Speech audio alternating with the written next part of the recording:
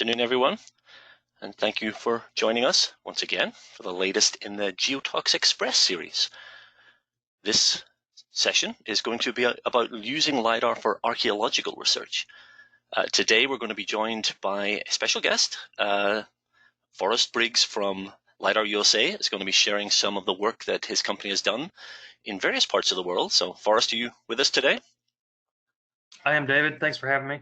Thanks for joining us. Up to this point, those of you who have sat through the previous Geotalks Express sessions will have become used to folks from Blue Marble Geographics delivering the presentations, and we decided time to have somebody else speak for a change, hearing about the capabilities of our tools from the perspective of an actual user. So it's going to be a refreshing change for you to actually hear how the software is used in the real world. Before we begin today, as is normal, a couple of housekeeping issues. This is a webinar. Many of you have attended before, I know, but for those who haven't, you are in listen-only mode. It basically means that you can hear us, but we can't hear you. If you have questions, and I hope you do, I had a preview of this presentation just yesterday, and it is a fascinating topic, so please be ready with those questions. On the right side of your screen in the panel that popped up when you logged on today, you'll see a questions tab. Feel free to use that to ask your questions. We're already getting some questions coming in, a little bit early for the questions perhaps at this stage, but yeah, feel free to use that questions panel. I will try to monitor as many of those as I can, and will interrupt Forrest, hopefully not too rudely, and ask for some of the questions that you're asking as he goes through his presentations. Those that we don't have a chance to answer today, we will send them to Forrest, and Forrest will hopefully provide some answers, and we can publish those on a blog. You'll get a link to that blog as a follow-up. Also, this session is being recorded, so if you need to step away or you want to recap some of the content, you will be given access to the video recording of this in just a few days. We'll get that processed and uploaded. I know a lot of you have been along for the ride. This is our seventh session, and we're going to continue with these. Next few coming up, kind of related to what Forrest is going to be talking about today. We're going to spend a session specifically talking about pixels to points. We mentioned it in passing a few weeks ago when we talked about the LiDAR module, but it was a very brief mention, and certainly today we'll also reference pixels to points, but we're going to take an hour and we're going to go through the pixels to points tool to show you exactly what that does and what it is. It's a component of the LiDAR module, and again, we'll spend an hour going through those tools. We're going to take a lighthearted break on July 8th and go through the ABCs of Global Mapper. I've actually delivered this presentation at conferences. It's fun. We go through the alphabet, come up with functions related to the capabilities of Global Mapper, and I always challenge people to think what we could possibly come up with that begins with the letter X. So if you want to find out, you're going to have to join us on July 8th. July 22nd, we're going to talk about Mango. We're going to talk about how Global Mapper can upload data to a Mango map, an online map. If you're interested in sharing data through an online collaboration tool, you might want to take a look at this one. Again, this will be an hour starting July 22nd. These are all open for registration. If you go to the website you see at the bottom here, bluemarblegeo.com, Geotalks XP, you can register for all of these, put your name down, and you'll be guaranteed a slot. So, Forrest, I don't know if Forrest realized I put a photograph of him and his colleagues in here. Forrest, if you could maybe point out which one of these beautiful people is you. The exceptionally handsome gentleman on the far right. That would have been my guess, actually. That would have been my guess. Well, thank you. Forrest is going to be talking, as I mentioned, about some of the work that his company has done around the world. LiDAR USA, when we were looking for a company to join us for this Geotalks Express series, LiDAR USA was the first one that came to mind. They've actually helped us in the past with a presentation in our full Geotalks conference, which was in March of last year. So the work they do is fascinating. It really is remarkable.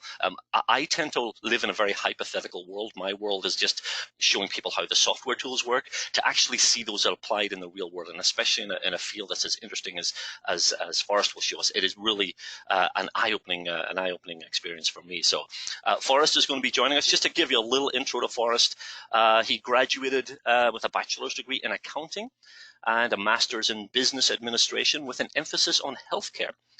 Worked in the healthcare industry for several years, and thankfully made the transition to the business development in LiDAR USA. His new role has helped his business grow substantially, taking on many activities, including conference administrator, head of marketing, website development, sales, and the day-to-day operational office activity. A jack of all trades, wears many hats. Probably most appropriately, he is also an FAA Part 107 licensed drone pilot, and he's going to be sharing his expertise in that field as we get into his presentation just a little bit later. So that is Forrest. Forrest, I want to steal the limelight for just a few minutes before we hand over, because I know there are folks here today who probably are not familiar with LiDAR. I know we've had folks in our past sessions who've asked that question. Well, I don't know what LiDAR is. What exactly is it? So I thought a good starting point today would be just to go through some of the basics. And I promise I will not take too much of Forrest's time. So I'm going to bring up Global Mapper. Again, some of you may not have used Global Mapper. This is the software, Blue Marble's GIS software, and I have loaded up some LiDAR data in here. LiDAR data is a vector data set, and we'll actually see this if we zoom in a little closer. We'll actually see individual points. These points are three-dimensional. They have an X and Y value. They have coordinates. Obviously, they know where they belong relative to the horizontal coordinate systems, but they also have a vertical reference. They have an elevation, and that's what gives LiDAR its capability. We know the three-dimensional characteristics. This data can be collected in a number of ways, most typically and traditionally from an airborne platform, and you'll see that again when Forrest gives us his presentation. Back in the day, it would have been a fixed-wing aircraft or perhaps a helicopter. Increasingly, the technology is becoming miniaturized and drones are being used. And again, we will hear about that a little bit later. So what we have here is just an example of a point cloud. I'm going to show you very quickly what we can do with this. Well, first of all, we can change how it appears. What we're looking at here is the point cloud represented by the elevation values, and you actually see that represented in my legend on the left side. But I can change that. I can look at that in a number of different ways. I can look, for instance, at the intensity of the return of the laser pulse that was used to generate that point. So we can get a representation of the surface characteristics from that intensity value. We can look at the classification. Now, in this case, the classification of all these points is consistently unclassified. I'm going to address that in just a second. My own little workflow I'm going to go through is to provide some intelligence to this data. We can also visualize by RGB.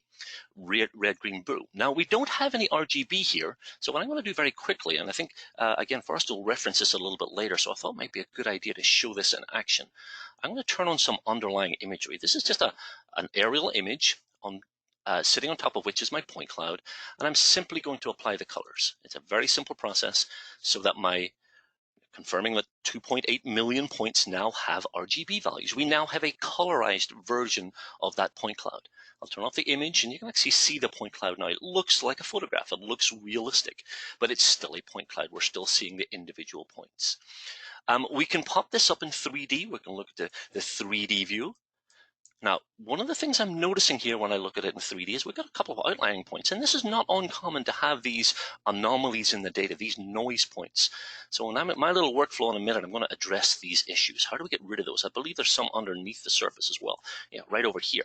We know those aren't real, so we need to address that, which we will in just a second.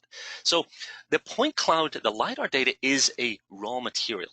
It's a commodity from which you can derive useful products, whether they be contours, whether they be building models, tree models, or whatever. So in order to get there, we need to do a little processing. We need to do a little cleanup, if you like. And again, very quickly, I'm going to use a tool in Global Mapper that lets me identify those noise points. I'm not going to go through the details of this, just leaving my settings as they are. I'm actually going to delete those noise points rather than just reclassifying them. So I will make sure this box is checked. We'll click OK. And it's identified. Actually, missed my high noise points. I'm actually going to go through that one more time, and this time I'm going to impose a specific elevation range as well. So we'll mark outside our elevation range of, it says 160 right now. I'm going to go to about 55 meters, which I know is approximately the extent of the height in this area, and we'll click OK again. And once again, this time we would have removed those noise points. Those additional noise points are now gone. Okay, with those noise points removed, we can now process this data, as I said, into a more usable form. In order to do that, I'm going to go back to looking at the classification, because if I wanted to do anything with this point cloud, I would get basically a model that represents all of the points. I need to selectively pull in the points that are useful for my workflow. And my intent here is to generate a DTM, a digital terrain model. In other words, I need to strip off the vegetation, I need to strip off the buildings. So I'm going to run through, again, without taking the time to go through the details, I'm going to run through a process that's going to identify the points that are likely to be ground points. And when that happens, you'll see a different color applied here. You'll see we have brown points now, with the gray points, those that are not ground. We have obviously buildings here, and we have vegetation. We can see some trees over here. And we can actually see this in a slightly different way. I'm going to use a profile tool and draw a cross-sectional view. I think this is a little bit wide. Let me quickly change my settings here and go down from 20 meters to about 5 meters. Should be fine. Again, we'll draw a cross-section, and you'll see where we have our ground points, we have some above ground features, we have our trees over here. So we've accurately identified the points that are likely to be ground. Again, I have the raw material now that will let me create a digital terrain model that will let me generate contours, calculate volumes, do all those things. So final little workflow I'm going to do is to grid this data. I'm going to create an elevation grid. And I can use either a triangulation method or one of the binning methods, which is basically a sample method that lets me take the average within a certain area. I'm going to keep this fairly coarse just in the interest of time. It's going to be a 1 meter resolution model, quite low resolution. And make sure I filter. I almost forget this step. We'll clear all of the classifications except for my ground. In other words, those that are still gray, those unclassified ones, will not be part of this process, just the ground points. We'll just click OK. And immediately we have a building, a surface model. We can pop this up in 3D. I'm going to make sure my point cloud is turned off. Pop this up in 3D. And now we can see not a great deal of elevation change here. Maybe increasing the exaggeration just a little bit will help. And you'll see we now have our 3D data. It's a fairly flat area, as you can see. Not a great deal going on in this area. But we can now generate some contours. We could, again, as I said, but generate some, calculate some volumes, etc., etc., etc. So I just wanted to throw that quick little demonstration out there, and I haven't taken too much time. My goal was to finish this up by 1/4 after the hour, and I got through by 2:12. This is great. Now that you, when we hear Forrest going through some of the procedures that they go through in the real world, not in my hypothetical world, in the real world, hopefully this will mean a little bit more for those of you who are not familiar with this technology. So with that, Forrest, I am going to hand over the screen to you. And again, while we're doing this, just a reminder, if you have any questions for Forrest as he goes through his presentations, go ahead and write those down. I'll keep an eye on them. And as needed, I will interrupt Forrest and ask the questions that we need to ask. It's all yours, Forrest. Thanks, David. So first, I'm going to tell you a little bit about LiDAR USA. So we were founded in 1999. Our CEO, Jeff Fagerman, has had basically experience up until he was basically 16 years old when he worked for the Michigan Department of Transportation, went into photogrammetry as an expert in that field, and then moved to the LiDAR portion. So now we focus on both photogrammetry and LiDAR. And we manufacture LiDAR systems that are capable of being mounted to both UAVs, now that the technology is small enough, to mobile vehicles like cars, trucks, SUVs, and now have moved to the backpack realm as well. So size and the power consumption of these equipment have come down enough that you can pretty much span the gamut. So over the course of years, we've done lots of different TV shows, and I will say archaeology is one of those that it's very few of our customers actually purchase the equipment for archaeology. However, when I show you some of the data sets, you'll see why it's so cool actually being able to do these types of archaeological episodes. And most of these have been for TV shows, for various different History Channel, Discovery Channel, even some with the Discovery Channel. So most of the customers don't have the true portion for the archaeology, but we do that as both a publicity. It's also an awesome adventure. There are places that that I've been that probably not another person has been in, 50, 100 years, or maybe ever. Let's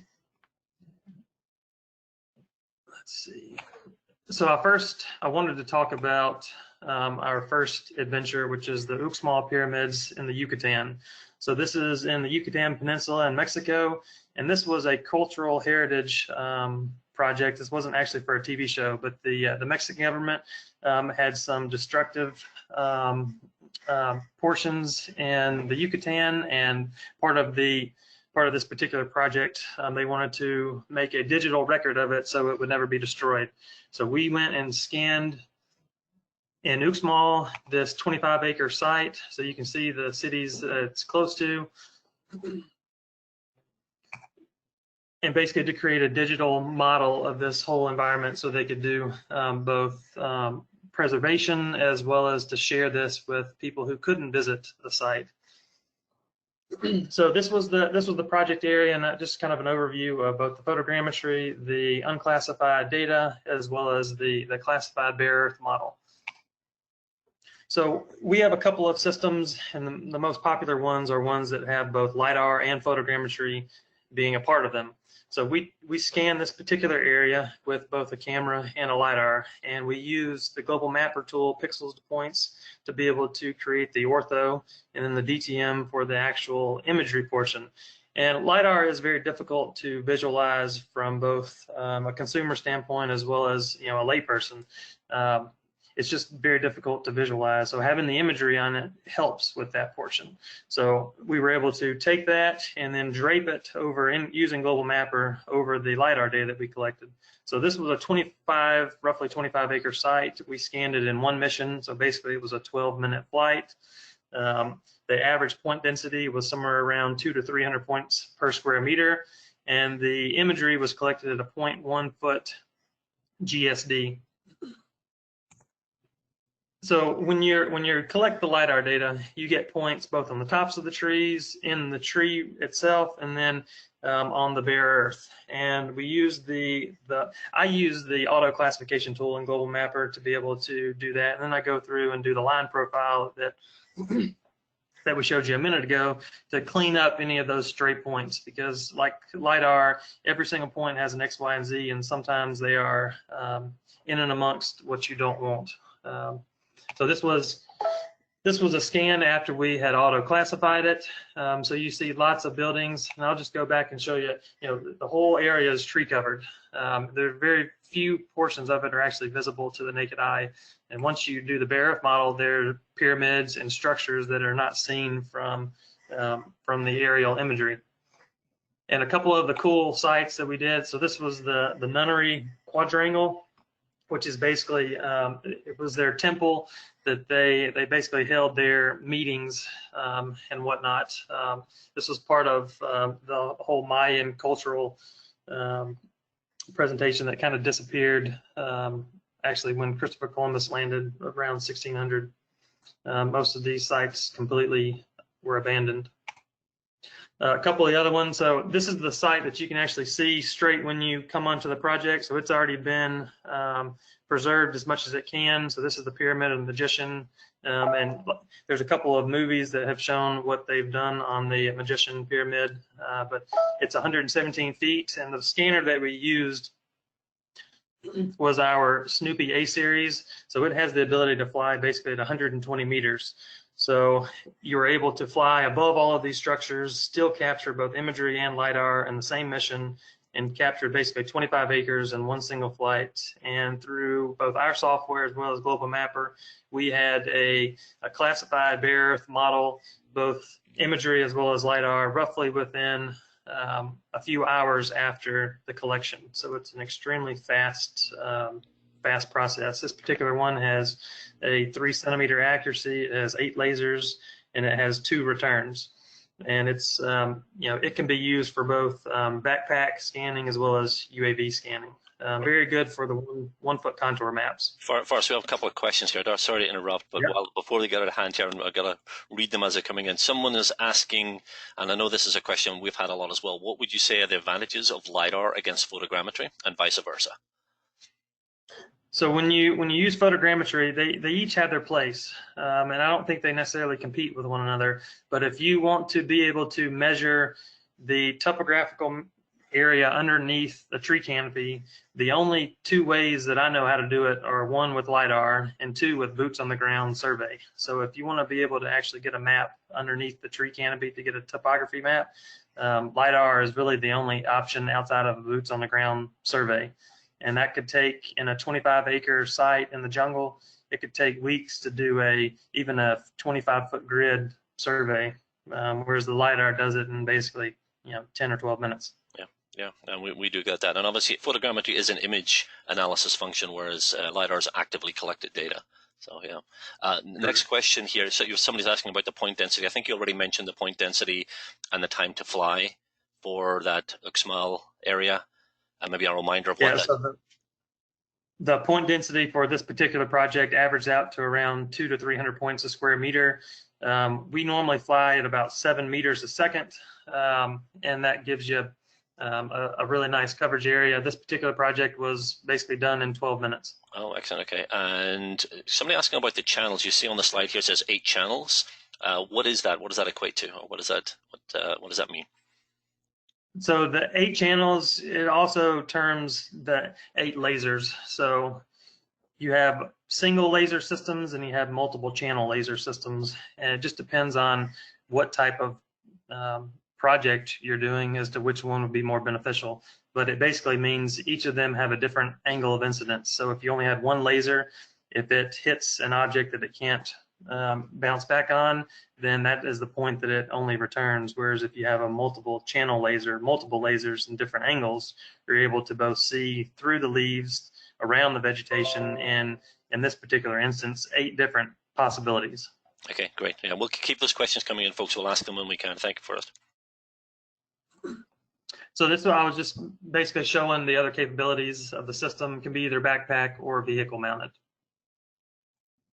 So the next project I wanted to talk about was Lidar in Guatemala. So this was actually one of our first television shows, and this was done in coordination with the Expedition Unknown team and Josh Gates. So this was actually, we flew down to Guatemala when we took a helicopter.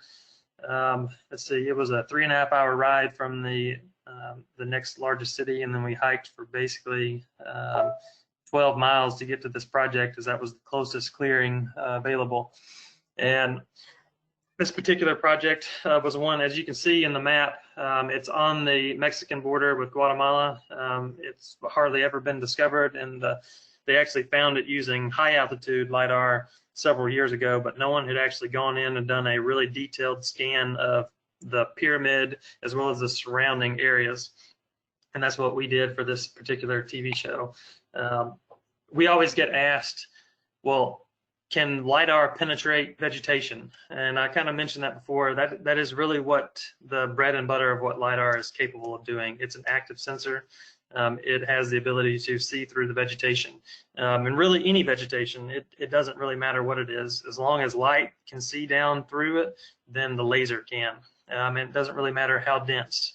The denser the vegetation, the less points you will get per square meter, but you will still be able to get points through it.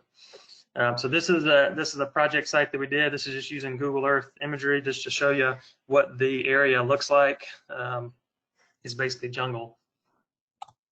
This is the project site. So the little red dot that I point to at the top, that is the very tip top of the pyramid. And we actually took off from the drone. We carried the drone, hiked it up to this pyramid, which is basically a mound of dirt, and took off from the very top of that pyramid, which was absolutely crazy. It was a blast. So once we were able to scan this, this is kind of the point density, the point data that we get from it.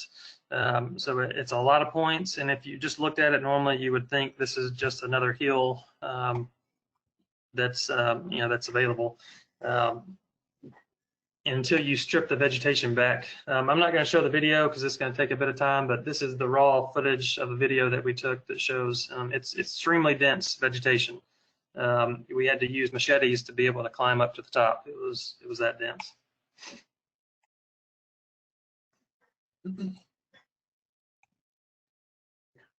So once we were able to strip the vegetation out, this is basically the pyramid that we saw underneath. So You can see the main pyramid, which is, let's see, which is here, and then the two single pyramids, and then the cross section portion of it. So this very clearly defined pyramid would be completely invisible if you were to use a camera or a photogrammetry or even a high altitude camera. You would not be able to get any of this. It would just look like a normal hill in the jungle. This particular pyramid really wasn't fully discovered, and I didn't include some of the other data sets, but it also shows huge, what look like expressways. We're actually going back to Ladanta here in the next couple of years to finish the project with the archaeologist that was a part of this team to expand the search area to do some really detailed LiDAR work. But this is one of those cool projects that it was a TV show that now we're going to actually help out the Guatemalan government explore what's available and what's in their backyard that hasn't been discovered before. The scanner that we use is one of our most popular ones. It's called the A-Series HD. As the other system had 8 channels, this one has 32 channels. So that basically means it has a significantly better potential to see through the vegetation to be able to map the bare earth model. Some of the differences are this one has a max range of 100 meters, which in reality is more closer to the 70-meter AGL range. It has a 3-centimeter accuracy and is 750,000 points a second. So when you talk about vegetation penetration, this system does it's probably one of the best ones that we offer. Forrest, I'm going to interrupt again. We do have a lot of questions coming in, so let me throw a few out to you here. Question about ground control for the mission, and I think this question came in when you were showing the UXMAL section. Do you employ ground control, and if so, how many ground control points in that project area? So for our normal customers that do survey grade or construction grade work, yes, control points are imperative. Generally, a 3x3 control point, 3 foot by 3 foot, or a 4 foot by 4 foot target is what you want to employ. And as far as how many you need, it just depends on the project. For these types of archaeological portions, obviously the only available space to even fly from was on the top of the pyramid, so we did not employ control points on this particular project. Next one, do you use full waveform? So all LiDAR is technically full waveform. It depends on which brand you use as to the exact definition of that, but all LiDAR is full waveform by nature. Okay. Question about, are you manually or automatically flying the drone, or is it programmed to fly itself, or do you manually control it? So we have flown it manually before, and we've flown it autonomously. And I'll go back to this picture of the screenshot that I did. So if you can see this screen, this was done manually, this portion of it. We don't recommend manual flying because you have lots of LiDAR likes to have nice straight lines, nice even clean turns, and if you do have things that cause variance like this, you end up having noise that you need to clip out. Okay. But it's possible. Yeah. Question about what kind of drone. I'm not sure if you're going to get to this later for us. What kind of drone are you using? What the parameters of the drone itself? So we use several drones depending on what the mission is. We have gasoline powered, helicopter battery powered, multi-rotors, fixed wing. It really depends on what your need is, what the application is. Okay, I'll let you go then. We'll keep the questions coming. We'll ask as many as we can. Thank you, Forrest.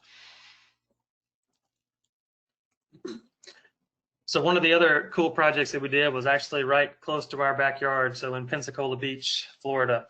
Rumor had it that a pirate ship had been scuttled in the Pensacola River, and the grandson of Jacques Cousteau, Philippe Cousteau, has a TV show, Caribbean Pirate Treasure, and we were asked to come and scan this basically part of the Pensacola River to be able to find whether or not there were any man-made obstructions in the swamp that were surrounding the Pensacola River. A couple of years ago, a passerby saw what looked like a stump sitting out of the river during a drought, and it was actually the stern of a ship. which was the ship that had been missing. And the rumor has it was that the people moved all of the goods and buried them somewhere in the swamp. So we went down and scanned. The river, so this was the area that we scanned. This was roughly 170 acres worth of scanning. As you can see, the river that goes through. This was standing water, extremely dense, low-lying vegetation, as well as a pretty good crop of upper vegetation as well. All green, really thick leaves. So we were very impressed with the penetration of this particular laser. It actually did require, so when we use Global Mapper to do the auto classification, we always pretty much go in and do the manual portion to be able to extract things that it may not necessarily be able to differentiate.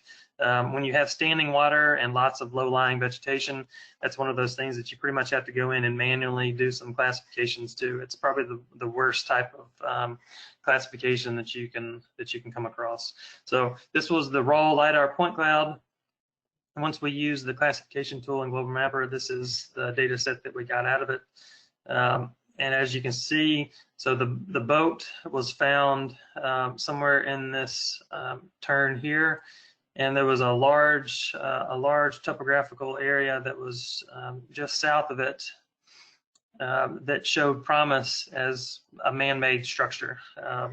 Now, like most TV shows, it's kind of blown out of proportion when they do the actual presentation of it, that they found this miraculous thing. This whole area had been clear cut from virgin timber sometime in the 1800s. So there was lots of already man-made tracks in this. So that it was very hard to differentiate what was a logging trail and what was something that someone had put in the 1600s or 1700s. But either way, it made for a very cool couple of days of scanning and exploration. The archaeologists and the team that were responsible for it were really cool to work with. Just from a density standpoint, so this is a GIF that I created that shows here's the turn of the river, and there's this lob of basically higher than normal topography there. It turned out that it was a man-made structure. It had nothing to do with the pirates. It was done for a some sort of house or a houseboat or something in the 1800s, but it was still a pretty cool adventure. And you can see there's the topographical round, and then these what appear to be long striations where something was being pulled out of it. But like I said, most of the TV shows like this, there are very few that are you actually find the gold buried underneath the topo.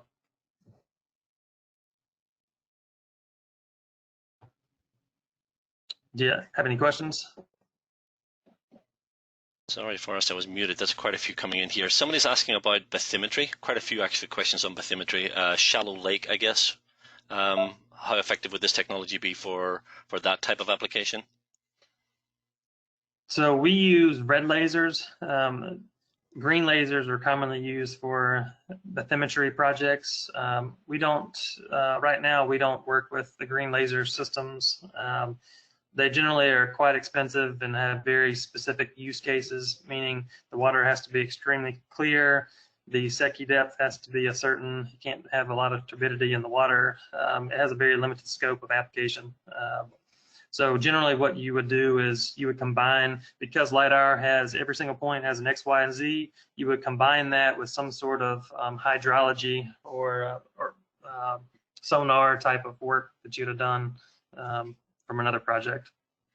Okay, someone asking about how you combine the data from the photogrammetry with the LiDAR, or is that something you combine together? Do you use them together, or are they kept separate? Yes, so we definitely use them both together and separate. So we use the Global Mapper pixels to points to be able to stitch our imagery together to create the ortho. And then in the function, which I believe the Express Talks will go over it in the next session in a couple of weeks, they'll go over the pixels to points portions and I can provide a little bit of information on the overlay of the LiDAR for that one, but it's a pretty easy step using Global Mapper. Okay. 5 minutes. Yeah, as we will see 2 weeks from now. Are your drones equipped with PPK, RTK, an RTK module, or do you need a base rover setup? So you definitely need a base. All of you need to have PPK solutions for the LiDAR portions to be able to make it work right. We don't employ RTK mainly because it's limited to line of sight. PPK is a much better solution. Okay, and last one for now. The mission you have here, obviously within the US, do you need to file a flight plan with the FAA to be able to do this? In the US, no, we don't. I'll show the next slide I'm going to talk about is Stonehenge, and kind of some of the trials and tribulations of that, and how to work with it was the Scottish, the UK government for that one. But in the US, you don't need to file a flight plan. Okay, I'm going to hijack the screen just again. We're about halfway through our session here. Again, your questions are, I'm having a hard time keeping up all the questions. If you're asking a question that I'm not able to ask Forrest, don't worry, we will have Forrest respond. I will send him, he's going to hate me for this, I'm going to send him a spreadsheet with all the questions, and when he has time available, he can address the questions directly. Some of you are asking about specifics about the company, Forrest, well, I'll pass those on to you as well. I'm going to give Forrest a little break. I'm going to conduct a poll here. We're always interested in finding out who is joining us for our webinars. Very simple question I'm going to ask today. Do you currently use LiDAR data? It's a simple one. I'm going to launch the poll. You should be able to see this on your screen right now. Hopefully you're seeing it on your screen. I guess you are, because people are answering. So I'm asking the question, do you currently use LiDAR data? You've got multiple options here. You answer whichever are appropriate. If you use Global Mapper, I hope we all do.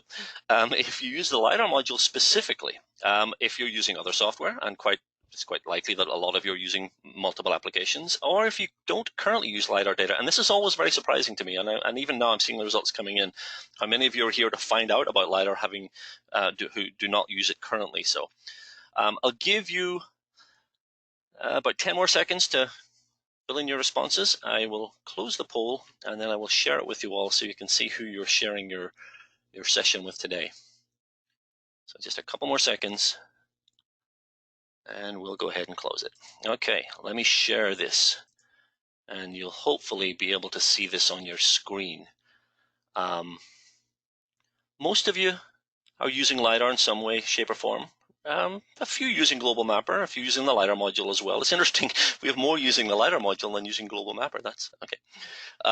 And just about 30% not using LiDAR data currently. Well, hopefully this will change. It is becoming very common, very commonly available, so a lot of different uses for it. So thank you for taking the time to answer my question. I will hide the poll, and hopefully we can give this back to Forrest again. There we go. It's all yours, Forrest. Perfect. So one of the coolest projects that we had to work, this was done about a year ago, and this one hasn't even aired yet.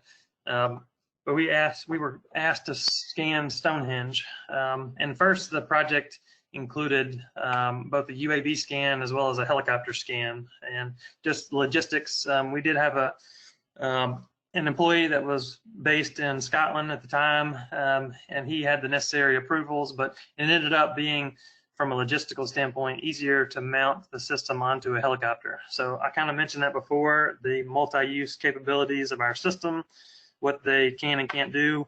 Almost all of them can be used on multiple different platforms. So helicopter, drone, backpack, car. This particular project called for a helicopter mount.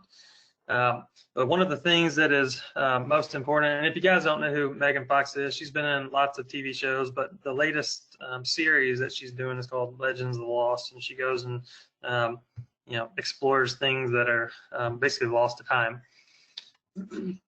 So this particular one was for scanning Scotland. Hold on one second. Let's see. There we go. So we mounted our LiDAR system on this helicopter, and one of the most important things with both photogrammetry and LiDAR is being able to maximize your flying height to what the system's capabilities are. So everyone knows if you fly too high with your camera, you're not going to be able to get good resolution. If you fly too high with LiDAR, you either are not going to get many points or you're not going to get any points. And this was one of the instances with this particular TV show. We weren't allowed to be in the helicopter for this mission. They flew it, and they flew it at 500 meters high. And this particular laser scanner is only capable of going to 120 meters high. So we weren't able, this particular job, we weren't able to even scan Stonehenge. Instead, we were able to scan a couple of the other areas because the helicopter happened to be at a lower elevation. So I always include this one as a make sure that you guys are, you know, scanning the appropriate height and within the system's capabilities. You know, they each have their own different capabilities. So this particular scan was of some round structures that were around Stonehenge. And if you know the legends of Stonehenge, supposedly there were multiple ones built, and they were to you basically align the skies up with you know, some sort of you know, religion that they had. Well, anyway, there's a city that's right next door that is in line with it. Well, this particular mound is covered in vegetation. We were able to scan it, and it's almost a complete circle, almost no deviation from it. And we use both the classification tool as well as the volumetric tool and global mapper to be able to give them this this data set back for their television show. The system that we use uses the Regal laser, which can fly basically at 150 meters AGL, 2 centimeters accuracy, and it's basically 100 hertz. So it's capably mounted onto a low flying helicopter.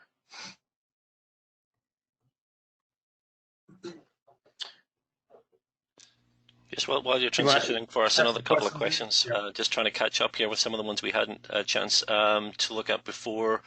A lot of people are asking about pricing. I'm going to hold off on that. There is one question. Does LiDAR cost under $10,000? I guess that would be yet.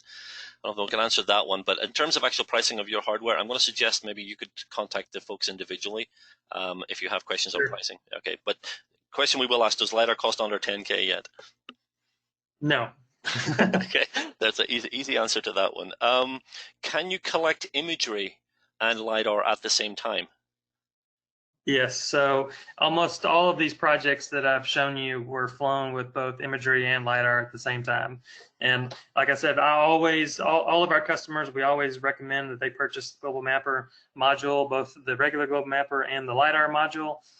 You could do both pixels to points, creating the ortho mosaic, as well as overlaying it and doing the classification for your LiDAR. So it's an extremely important tool for both my customers, and I pretty much tell everyone that it's a software set that you need to have it in your arsenal. Yeah, in the toolkit, definitely. One final one. Can you tilt, I guess this is referring to the helicopter image we just saw, can you tilt the equipment when flying it on a helicopter to look sideways? So most of the lasers are all 360-degree scanning. So they scan 360 regardless of what angle you put them at. There's a few of them that are downward facing, but 99% of them are all 360 degrees. So yes, they can scan 360 degrees. Any direction. Okay, thank you, Forrest, once again. So one of the cool projects that we did just about a year ago now was the Lost City of the Giants in Peru. This was one of those once-in-a-lifetime opportunities that we were able to take advantage of. It took 2 days to get to this remote site in Peru, and this was for a TV show. So we always we get asked from different producers from around the world to do scanning for them for their TV shows. And we don't get any money for it. What it is it's great advertisement, and it's also a great cultural importance. These are sites that may never be scanned ever unless we were there to do it for them. Plus, these are things that if they are or ever become destroyed, our grandkids can have the opportunity to visualize them in 3D in the future.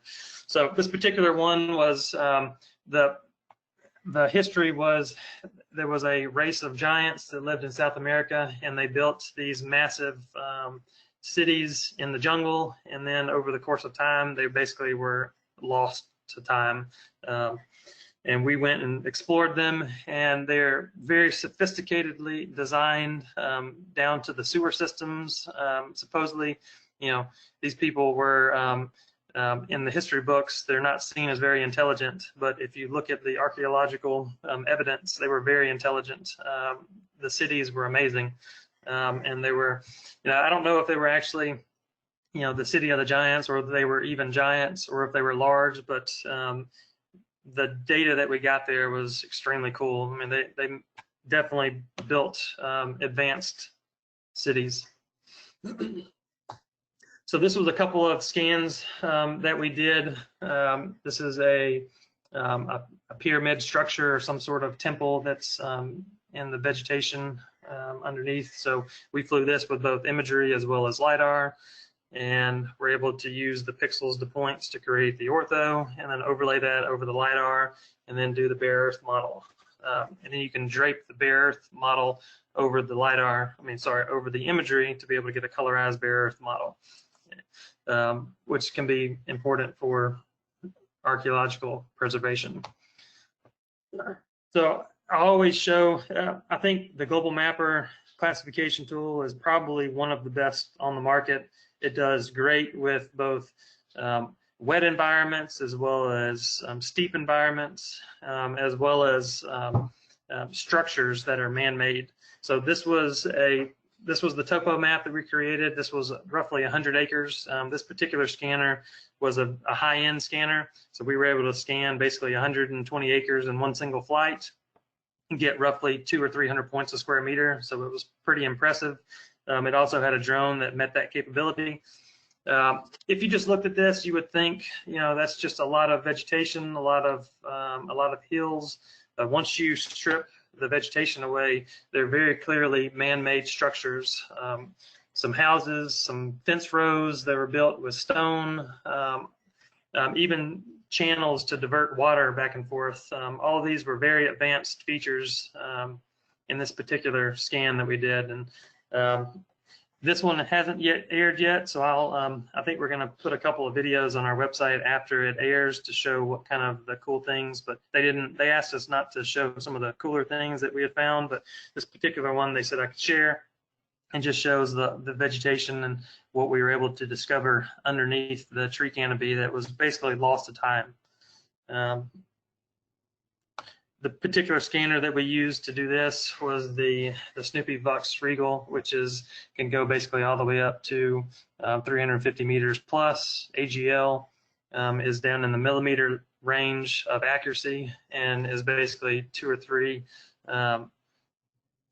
200 hertz up to 500 hertz, depending on which one. But it's probably the best laser on the market. So a couple more questions here. This is a kind of a generic one, a general one. I'm not sure which specific project they're referring to, but somebody wants to know how the collection was funded. Who paid for it, I guess. Obviously, television. I guess the television production companies would have funded some of it. Yeah, so most of these were funded by the television, either producers or the people that are creating those TV shows. So they pay for basically everything. And there's a couple of them.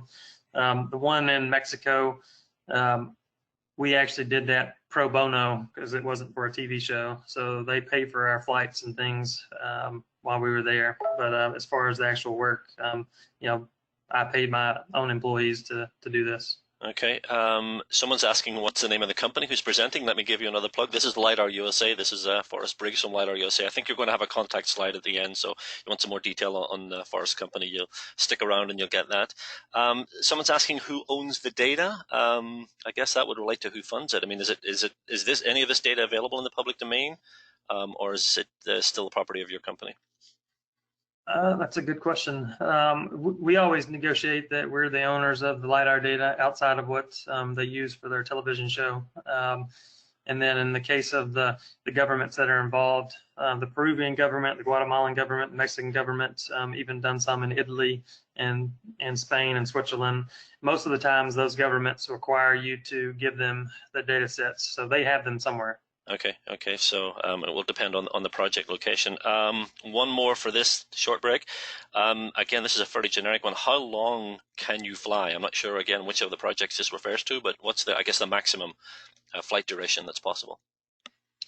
So we have a couple of high-end drones that are capable of flying for 2 hours if you wanted to. Now, generally, the most common drones that we sell are somewhere around 20 to 30 minutes. Okay. And again, you will be providing some contact information in a few minutes. So, anybody who wants some more details on LiDAR USA, grab a pen and have that ready so you can jot down some information. So, thank you, Forrest. Yep. So, I kind of went over a lot of the archaeological portions, some of the cool things that we've seen and done. But most of those types of projects don't really go into and delve into the full gamut of what the LiDAR module in Global Mapper is capable of doing. So I just I picked a project that we did, I don't know, it was a couple years ago, and went and did some analysis for stream wetland mitigation. That's probably our most common portion. When I sell the Global Mapper to our customers, when they buy a LiDAR system from us, generally we stop basically at the classification piece. So the Global Mapper portion of it is great for what we want it to do. It's got lots of tools that we don't even take advantage of. We mainly stop at the classification piece. I have lots of customers that keep going on to other portions. But this is kind of just a real quick overview of what some of the other portions of Global Mapper are capable of doing. So this was a project in an industrial site. This was roughly a 120-acre site on the interstate, and was being developed for some industrial complex. And they wanted to know what the stream and the potential water runoff was. So we just went and scanned it, used the tool in Global Mapper for the stream classification. I think it's called a micro watershed analysis. Yeah, well, I'll give a plug here for the software. This watershed analysis tool. Sorry, Forrest. Yeah. And this is very important for designers as well as construction guys. They want to know where their water is going to run off to, where the pools are, where they can put a pond. And this is also most of the municipalities require them to provide this types of data before they do any work.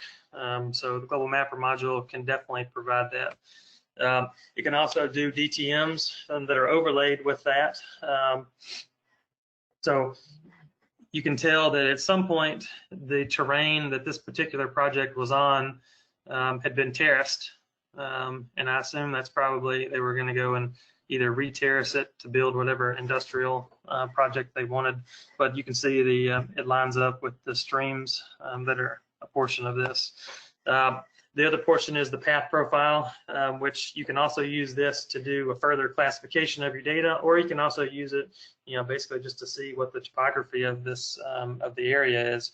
So it's a pretty steep, it goes from 260 meters all the way down to 240 meters. So it's pretty steep elevation portion for an industrial site.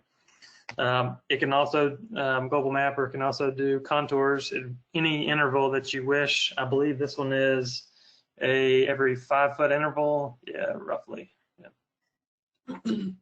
So your contour map creation. And then the most important one for our wetland mitigation customers is this micro watershed analysis. So all the different areas of water that then pool into the stream, that then go into the lake, that go into the river, etc. A lot of people use this one for their analysis.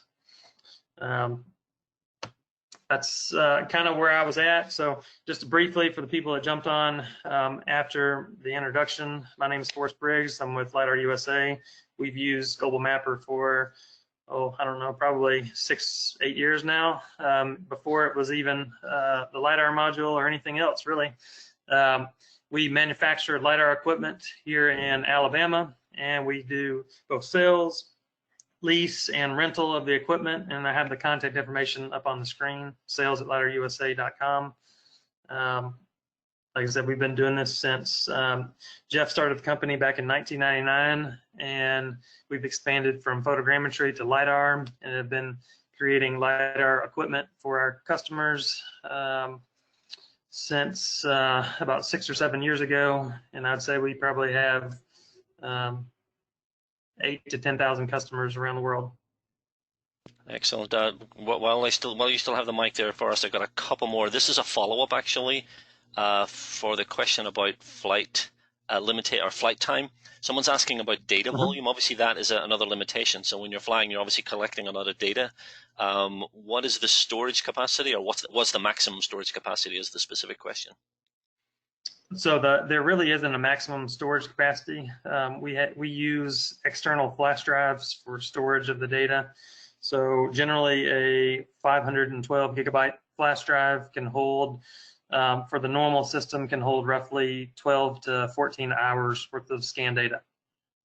Okay, somebody's asking about contours. They show your little contour slide there. Can you deliver half-foot or 1-foot contours? That would be, I guess, contour interval. So I kind of went over the different types of systems we use for these different projects, and that was both a cost list as well as a performance kind of chain. Some systems can deliver a half-foot contour. Some can deliver better than half-foot contour. Some are designed to do 1-foot contour, and we do have 1 or 2 systems that are 2-foot contour style. But generally, the higher end ones can do half-foot contour. Most of the systems can do 1-foot contour, and there's only 1 or 2 that can do a 2-foot contour map. Yeah, and as you mentioned, as far as Global Mapper is concerned, the contour interval is customizable to whatever interval you want. You just basically enter that value when you're generating your contours. I think that might be all. There are a few others that are specific to costs and the price of your technology. So I'm going to make sure that Forrest sees those, and he will get back to you directly. Forrest, thank you so much. That was very, very informative, very interesting. Again, as I mentioned at the start, it's always good to see the technology that I play with every day being used in really interesting applications. So I appreciate you taking the time for us. Thank you for sharing your expertise with us. And thank you all for asking him questions. I mean, this became a very interactive session, and apologies for those who for whom we weren't able to answer the question. Just a little plug here. Forrest did show a few of the tools in Global Mapper pertaining specifically to terrain analysis. He showed some watershed analysis, polygons, things like that. If that's something of interest to you, we do have one of our Geotalks Express series. I believe it's going into September. I might be wrong. You might want to check the website. That is specifically on terrain analysis and Global Mapper. Obviously, and once we have the data, that DTM, what can we do with it? Watershed analysis, viewshed analysis. We'll probably talk about contours, volume calculations, all that fun stuff. So if you're interested in that application, please sign up for that one. Registration is open, as I said. Which brings us close to the top of the hour. Again, Forrest, thank you for your help today. I appreciate you taking the time. Thank you all for joining us. If you have any other questions, if you have questions for Forrest, you can. I didn't put his contact information up. If you didn't have a chance to note it down before, feel free to send them to us. We'll make sure Forrest gets questions that you ask about the presentation. And obviously, if you're watching the recording of this, didn't have a chance to ask the questions in real time, this is your opportunity. GeoHelp@BlueMarbleGeo.com is our helpline for our software. You can use that to ask questions about this topic as well. Interested in licensing Global Mapper or the LiDAR module? Interested in some of the things that Forrest alluded to, or maybe the little demo that I gave at the start? You can certainly download the software today. That URL at the bottom, bluemarblegeo.com/trial, will show you how you can download a trial, even set up a quick one-on-one demo with you if you need that to get up and running. Questions on licensing, multiple options for licensing, from dongles to network licenses to individual licenses, whatever you need. Shoot an email to orders@bluemarblegeo.com and be more than happy to answer any questions that you have in that regard as well. So. And that's all we have for today. Hopefully we will see you in a couple of weeks when we talk about the Pixels to Points tool in more detail. But for now, thank you very much for joining us.